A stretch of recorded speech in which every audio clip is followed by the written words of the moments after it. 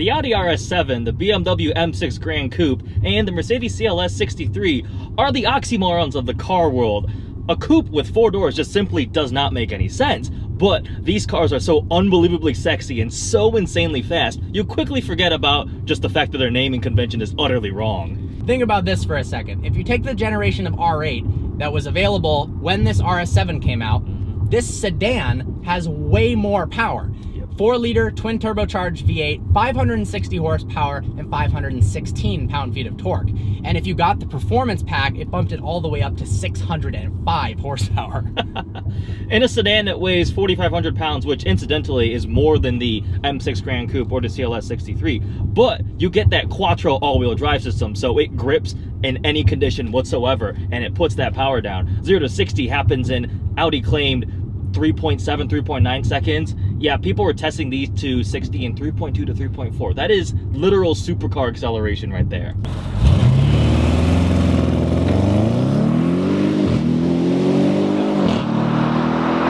We've tested out launch control and can confirm that the initial launch is actually staggering for a sedan. The only thing that rivals that we've driven is a P90D Tesla Model S. I'm sure the Panamera Turbo S is in that similar insanity, but this is, yeah, supercar rivaling in a sedan. Despite using lots of aluminum in its chassis, you can't really get over the fact that this is a 4,600, 4,500 pound sedan. It is massive. This isn't a sports car. It doesn't feel like a 2-door car that happens to be larger, but it absolutely hauls in straightaways. It kind of reminds me of like Mercedes AMG's philosophy of huge power, a highway cruiser that just absolutely rips to well over 100 miles an hour. It has an 8-speed Tiptronic automatic transmission, which shifts really quickly. The RS7 has a lot of performance technology, an impressive amount for a sedan. No, this is a common theme. We keep talking about how impressive it is for a car that's a sedan. So we've got an electronically controlled differential that has torque vectoring, stuff that's normally in supercars, even optional carbon ceramic brakes on the upgraded performance package. That's crazy. The dynamic package gives you the sports exhaust, which sounds a lot better, and it changes out the standard air suspension for steel springs, which helps a lot with handling. Ride-wise, we've discovered it doesn't ride very nice at all. It's pretty firm. Yeah, it is. But as a trade-off, again, a very heavy 4-door sedan can handle quite well. Let's discuss the exterior of this car, because that is honestly one of the greatest appeals, which is crazy to say considering the power plant in this thing. I mean, even a base A7 looks unbelievably beautiful. That fastback sloping roof line, it's based off an A6, but they just took it and made it just way more gorgeous. Yeah, to think that this is based on an A6 and how much sexier this vehicle is. We don't get the RS6 in America. I wish we did. Yeah. But saying that we are left with only the RS7 is ridiculous. Not bad. This is incredible. This color is called Sepang Blue Pearlescent Effect. That's the longest name ever, but it's a really, really pretty blue. The 5-spoke, 5-blade, 21-inch wheels, the contrast front side blades. This car looks really aggressive, but strikes that balance between being just sexy as hell and looking like it's a serious performance machine. The RS cars always have killed it with the looks. When you see an RS5, you can definitely tell that it's different than an S5. It's got the big black honeycomb grille. Yeah, it's got a more intense one-piece honeycomb grille, oval dual exhausts in the back. Just little details that performance car enthusiasts would notice. Other people would go, oh, that's a cool looking really Audi. Nice Audi. This definitely looks extremely high-end. There's no denying when it rolls by, especially with six-figure car. Yeah, especially with those huge wheels. It's beautiful. Interior-wise, I love it a lot. One of my favorite parts are the seats. They've got like this honeycomb diamond cross-stitched pattern to them. They're extremely comfortable, very adjustable. Got the little piece of carbon fiber everywhere. I love the Alcantara on the doors. Yeah, it's called like Volcona leather, which I just keep saying volcano leather. Whatever it is fantastic. The design language is awesome. They've got the honeycombs in the front grille, as well as on the seats. Similar I mean, everything is high quality materials. It's built to a very high standard. Alcantara headliner. The front dash area is a little bit boring, I think. It's kind of last generation. It looks exactly like an A6 from a few years ago. They have not updated that. They haven't updated it yet, but they haven't updated the CLS yet, and we're probably due for an update with the M6 Grand Coupe as well. Yeah. So interior totally competes with its rivals. Everything is excellent quality. The steering wheel feels great in your hand, carbon fiber trim bits. There's not too much room in the back. You've got leg room, but the headroom suffers because it does slope downwards with the fastback. They made a little bubble there. They gave you a little bubble in the back, which does make it definitely bearable. If you're taller, like your height, 6'2", you got to bend down a little bit. At 5'11", I'm almost touching the roof, kind of touching the roof, depending upon how you're sitting. But you can fit 4 adults in here. It is infinitely more practical than the comparable R8 or something. Because people cross shop. I know a lot of people that have turned in their R8 V10s and got an RS7. They love the RS7 way more. Absolutely. The trunk is huge. It's very practical.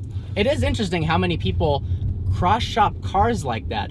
I feel like because this is so stunning and so impressive, both performance wise and just the way it looks, people go, you know what, I don't think I need the R8 when the last gen one was slower, and this is so much more practical, and in my opinion, this was like the coolest Audi. Agreed. So this car compared to its competitors, between this, the M6 Grand Coupe, and the CLS 63. I've not driven the CLS 63, but I have driven the M6. And this one, it's a different type of styling, and it's all-wheel drive, which is a big deciding factor. In any winter climate, you can't really drive an M6 anywhere if it rains or gets cold, whereas this is going to be usable all the time. Also, you were talking about the tunability factor. Yeah, so APR, you can get an APR Stage 2 tune on this. People are pushing out 700 horsepower easy with not very much money. So these cars can absolutely rip because of the twin turbo layout, and it's a pretty bulletproof motor. Frankly, when it comes down to people deciding between the cars, I think a lot of people are going to just go with their brand loyalties. Yeah. If they want the Audi, they've been an Audi customer their whole life, they're going to get the RS7. If they're a BMW guy, they go for the BMW. They all have their pros and cons. Some are better in some aspects than the other. They're all great cars in my opinion. Yeah, it's really hard. They're all very different. The M6 Grand Coupe, they're all awesome. Honestly, yeah, you said the brand loyalty, but I feel like, I don't know, the RS7 is so badass. It looks so cool that of the 3, this is the one that I would buy. You would buy the RS7? Yeah. Okay. So, how about a summary of the things that we love and dislike about the car? First off, the appearance. One of the most beautiful cars on the road today. Absolutely. One of the most beautiful sedans by far. And in RS7 trim, it just is striking. Absolutely. The interior, in terms of the design of the seats and the quality of materials from the steering wheel back is absolutely awesome. And then obviously the power. That 4.0 liter twin turbo V8 makes so much power, so much torque, and it's just mind-blowingly fast. You have to drive one to actually comprehend how crazy fast this thing is. And it's awesome. Unlike the P90D, where it's really exciting 0 to 30 miles an hour, that kind of dies off. That's a characteristic of electric motors. But this, you mash the throttle on the freeway and the passing power is nuts. So things we don't like about the car. First up, this car, as tested with all the options that it has, is around $145,000. That is a lot of money. That's really expensive. It's also rather heavy. Again, this weighs 4,600 pounds, which is significantly more than the M6 Grand Coupe and the CLS 63. Again, it is all-wheel drive, but you do feel that weight. It is a large vehicle. It's the same as a Hellcat. People call Hellcats boats, whales, whatever. So you do have to remember that this car weighs the same. However, it's better. I'd way rather have this than a Hellcat. Lastly, the entire dash design is not quite as updated. If you look at the brand new Audi TT or the R8, the center stack is crazy. This still has like the old pop-up screen from the previous Gen A6. Like, it hasn't been updated yet. I'm sure they will. That could be a slight drawback compared to some of the other newer luxury car interiors. Absolutely. I mean, the entire interior, other than the front dash, as well as the exterior, looks futuristic. It looks past the year 2017, 2016, but definitely with cars, even lower end cars, I mean, this is 140 grand. Audi is starting to refresh their lineup, and they're coming out with fully digital instrument clusters and screens that look better. Well, we absolutely love this car. Man, this is one heck of a daily driver for sure. Beautiful and stupid fast. Well, I hope you enjoyed this review. Like always, please browse our channel and subscribe. Look forward to seeing you next video.